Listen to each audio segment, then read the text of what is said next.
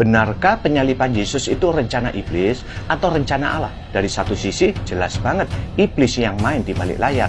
Yudas dikuasai oleh iblis, Lukas 22 ayat 3. Imam-imam kepala merencanakan kejahatan, massa berteriak salibkan dia. Semua itu murni niat jahat. Tapi di sisi lain Alkitab juga tegas bilang Yesus diserahkan menurut maksud dan rencana Allah. Kisah 2 ayat 23. Jawabannya adalah dengan menggunakan rumus kebenaran paradoks. Begitulah salib. Iblis selipkan racun paling mematikan, pengkhianatan, kebencian, penyiksaan, dan salib itu sendiri. Tapi Allah sang koki agung justru pakai itu sebagai bahan resep keselamatan.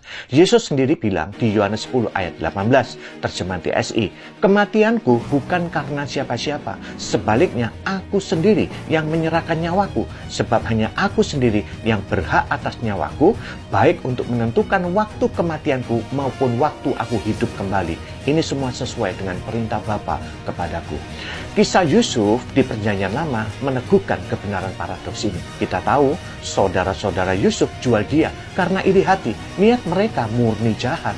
Tapi ketika Tuhan angkat Yusuf menjadi pembesar di Mesir, ia berkata kepada saudara-saudaranya, memang kamu telah mereka-rekakan yang jahat terhadap aku, tetapi Allah telah mereka-rekakannya untuk kebaikan dengan maksud melakukan seperti yang terjadi sekarang ini, yakni memelihara hidup suatu bangsa yang besar. Kejadian 50 ayat 20. Sama persis dengan salib.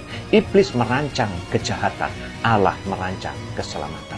Jadi sebenarnya iblis dan semua anteknya itu nggak paham sama sekali dengan rancangan Allah. Kalau mereka tahu siapa yang mereka salibkan, nggak mungkin mereka berani sentuh Yesus, Tuhan kemuliaan. 1 Korintus 2 ayat 8. Tapi karena kebodohan mereka, salib jadi balik yang menghancurkan mereka sendiri.